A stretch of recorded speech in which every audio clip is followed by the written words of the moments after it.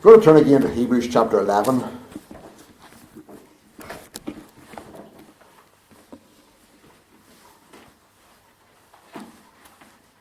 Hebrews chapter 11.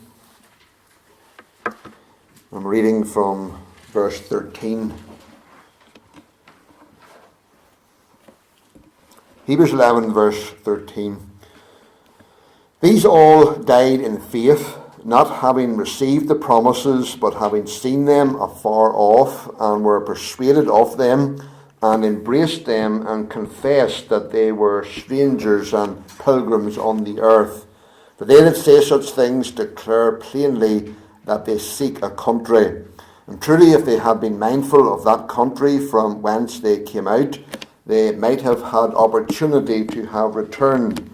But now they desire a better country, that is, an heavenly. Wherefore God is not ashamed to be called their God, for he hath prepared for them a city. Amen. So far, may God just bless those few verses to our hearts. We saw last week that the writer, after giving us examples of the great heroes of faith in this chapter, and we already have looked at a number of them, but after giving us a number of these examples of these heroes of faith, here in these verses from verse 13 through to verse 16, it's as if the writer pauses for a moment and tells us something that was true of all of these heroes of faith. He tells us that they lived their lives here in this world, not getting their roots too deeply down in this world, not getting too attached to this world, not allowing the circumstances of life, either good or bad, to control them. Why? Because it says in verse 14, for they that say such things declare plainly that they seek a country. And verse 16, but now they desire a better country, that is an heavenly. So all of these people, by faith, were looking for the better heavenly country, the future state of eternal state of glory. In other words, heaven itself. We looked last week at the giving of the promise. These people were looking for the better heavenly country. They were looking for heaven because God had promised it to them. They had received many promises. We read of those here in this chapter, many different promises that God had given each of them. But the culmination of all of these promises was the heavenly country that was promised to them by God. The ultimate goal was heaven itself. We then looked at the enjoyment of the promise. We're told that these all died in faith.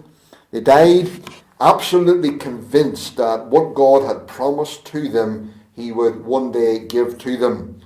They were absolutely assured that the better heavenly country would be theirs someday, that they would arrive there safely someday. And it was the knowledge of that, just that absolute assurance that they would be in heaven someday in the better heavenly country. It was that assurance that enabled them to live triumphantly in this world, to face the circumstances, the tough circumstances of life and all the difficulties of life, and to live triumphantly because they were absolutely persuaded of the reality of the promises, and they embraced them.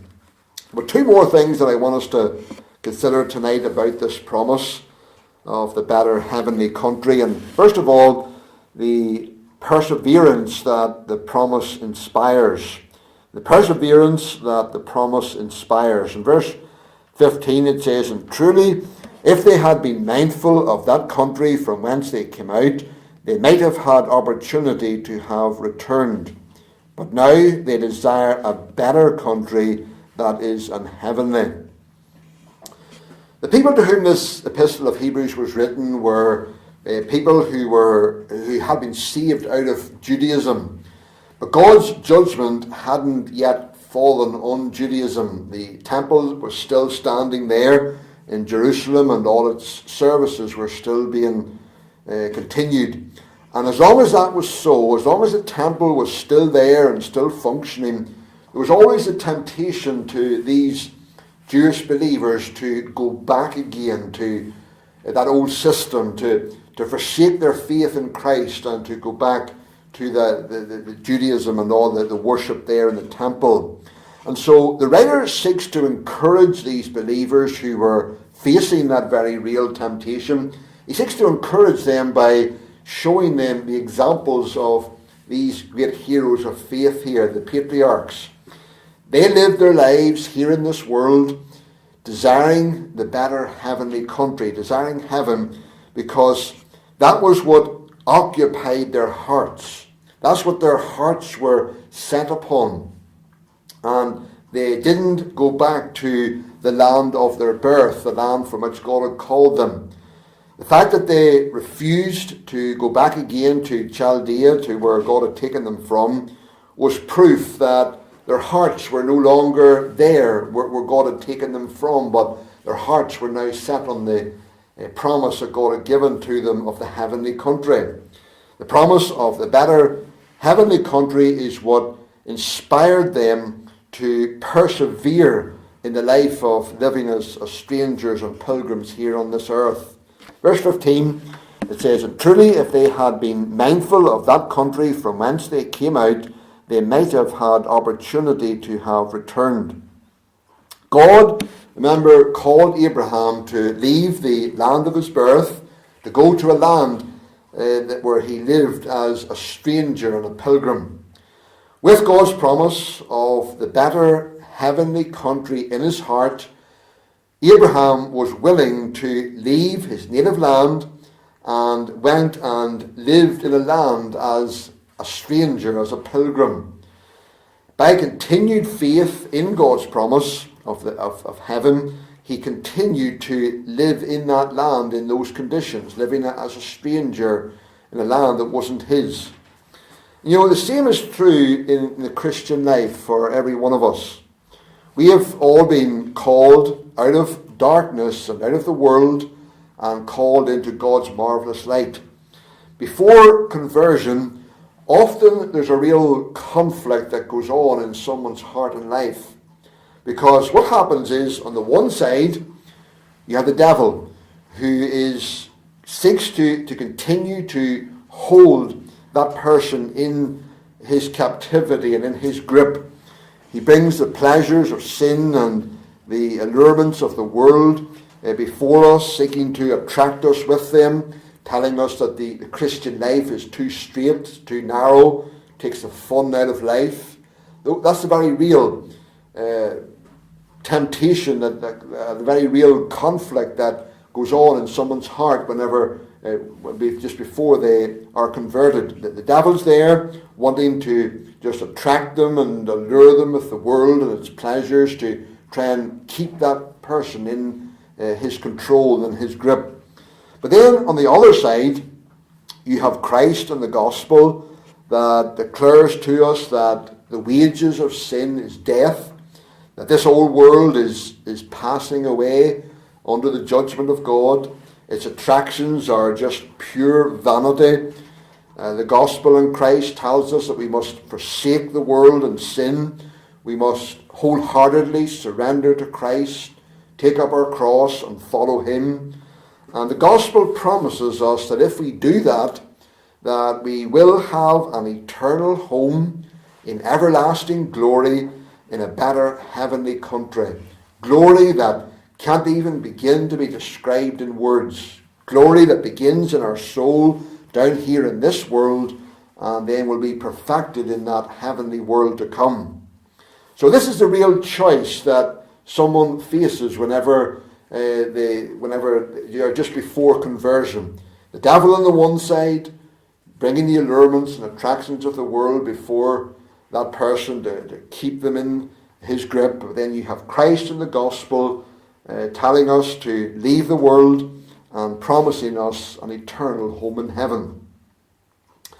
This is a choice that we're called to make, just like Abraham heard the call of God to leave his native land, to leave his home, and to go to a country that God would show him, to live there as a stranger, and then promising him that at the end he would have heaven, the better heavenly country.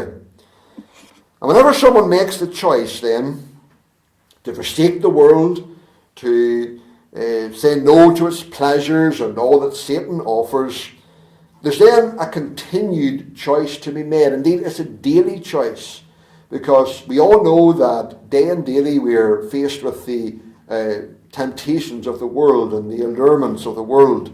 That's very real to us, and we can't deny that.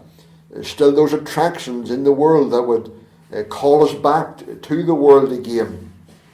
And the challenge is, will we continue to live the life of faith, to daily take up our cross and follow him? And you know what the greatest motivation to do that is? To be able to say no to the world and all of the temptations that the devil would bring to us. The greatest motivation to do that is to constantly dwell our hearts, set our minds upon heaven. God's promise to us, the glory that's awaiting us whenever our little pilgrimage here on this earth is over. Verse 15, it says, and truly, if they had been mindful of that country from whence they came out, they might have had opportunity to have returned. It says there, if they had been mindful. And the meaning there is, if they had constantly dwelt their minds upon Chaldea, that land from which God brought them out from, if their hearts had continually desired it, this shows us the absolute importance of girding up the loins of our mind. It's so important what we dwell our minds upon. The disciplining of our thoughts. Philippians 4 and verse 8, it says, whatsoever things are true, whatsoever things are honest, whatsoever things are just, whatsoever things are pure, whatsoever things are lovely, whatsoever things are of good report, think on these things. Dwell your mind on these things.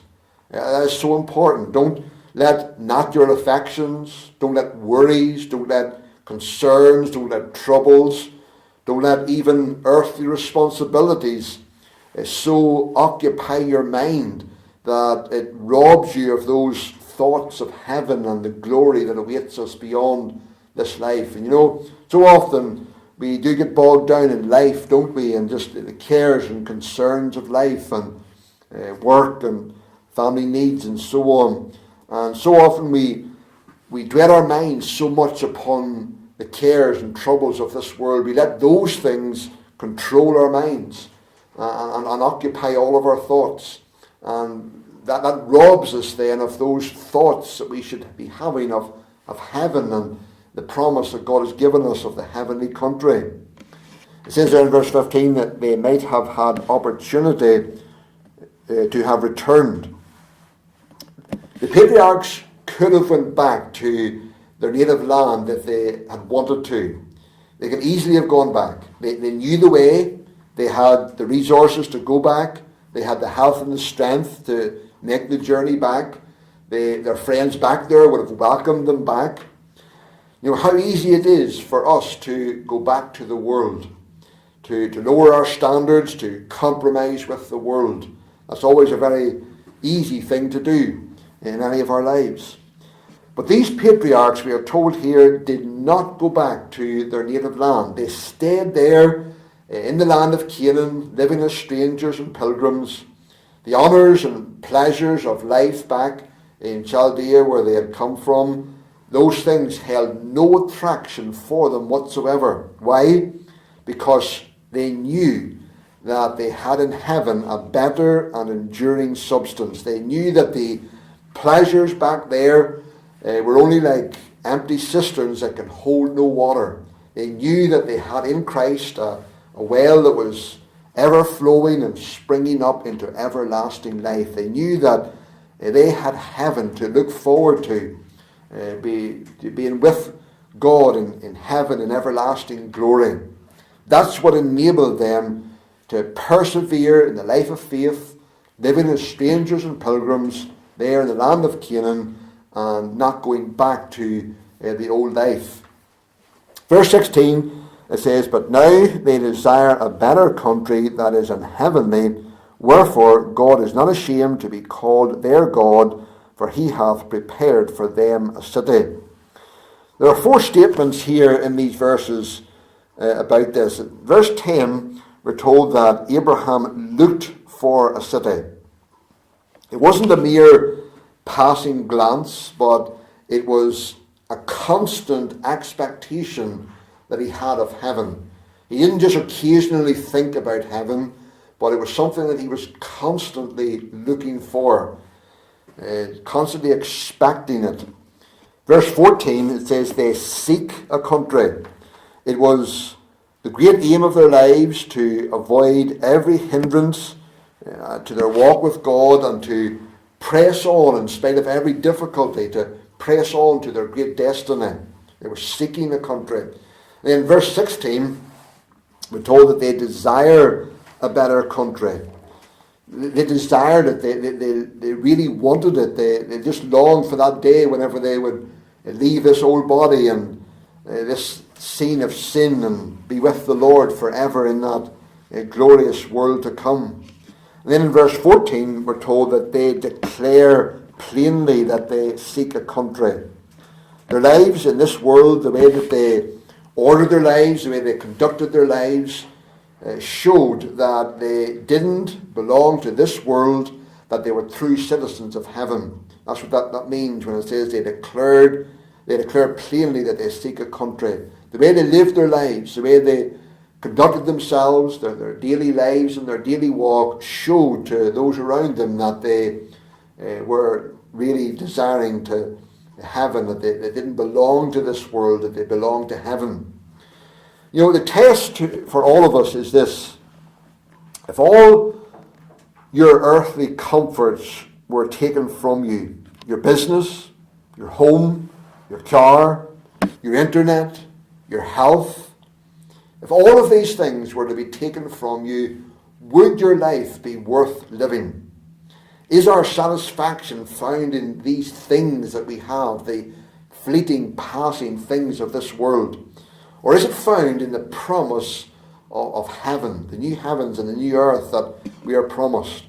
Can we really say with the prophet, although the fig tree shall not blossom, neither shall fruit be in the vines, the labour of the olive shall fail, and the fields shall yield no meat, the flocks shall be cut off from the fold, and there shall be no herd in the stalls, yet I will rejoice in the Lord, I will joy in the God of my salvation. You know, what a challenge to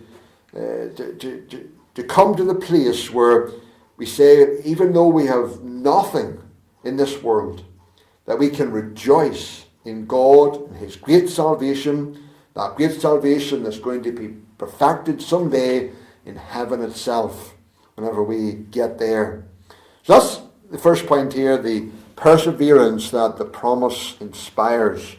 It was the promise of heaven that inspired those patriarchs of old to continue living their lives here as strangers and pilgrims in this world, not going back again to the old life, because they knew that God had given them this promise of the heavenly country.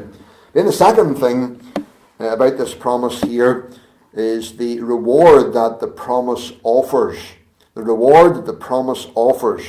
Verse 16 it says, but now they desire a better country that is unheavenly, wherefore God is not ashamed to be called their God, for He hath prepared for them a city.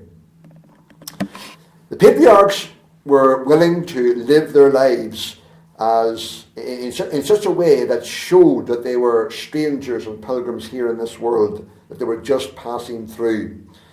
And by their willingness to live such lives, they had acknowledged that their hope really was in something far greater and far superior to anything that they would ever get in this world. By faith in God's promise of the blessed, better heavenly country, an invisible and eternal inheritance that they knew would one day be theirs, by faith in that promise, they rejected all worldly prospects and hopes. Remember Abraham, he didn't even build a city. He just lived in tents. He just rejected everything really that gave many hopes here in this world. He didn't have too tighter grip on the things of this world and the things of of time, the things that are temporal, the things that are passing away.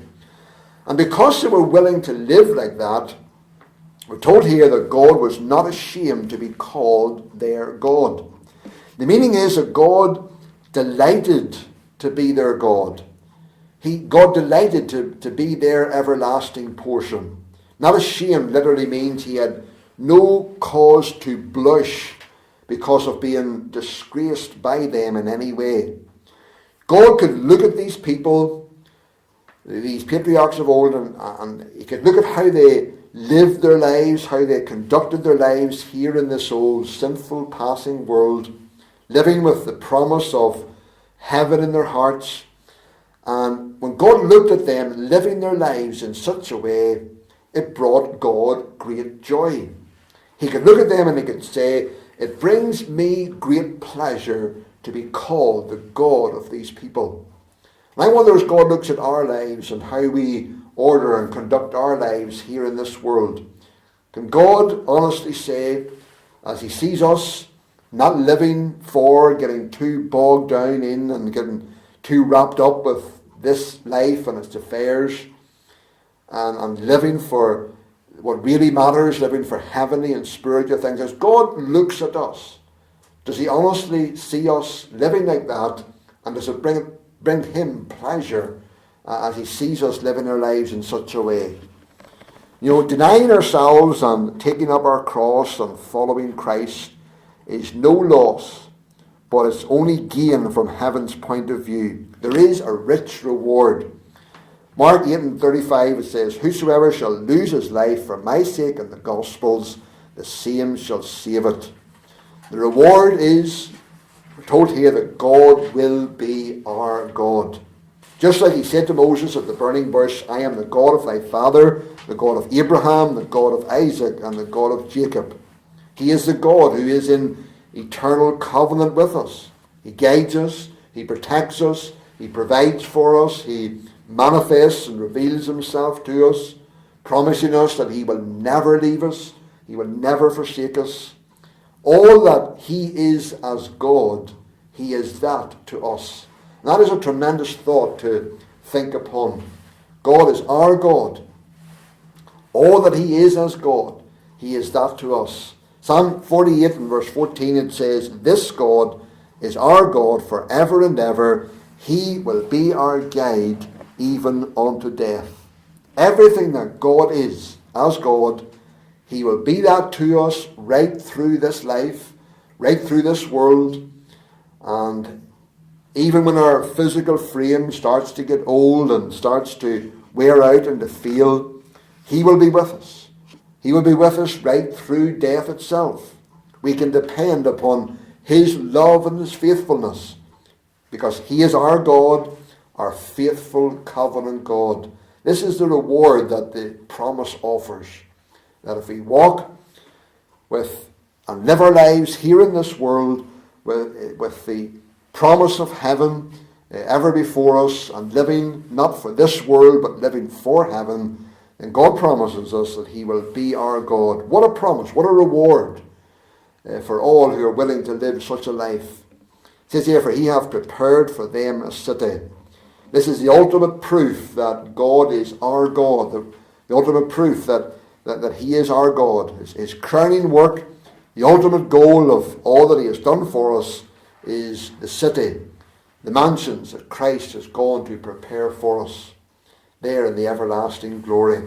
May God help us all to live our lives ever looking for that better heavenly country, holding on to God's promise in all of the troubles, trials, difficulties, challenges of life, holding on to God's promise that we have heaven at the end of the day. That's our ultimate goal. That's where we're heading to. May that promise, may that great hope inspire us to live for Christ alone, live for the things that really matter, and not be getting too bogged down in this world and its passing affairs. May God just bless even these few thoughts to us tonight.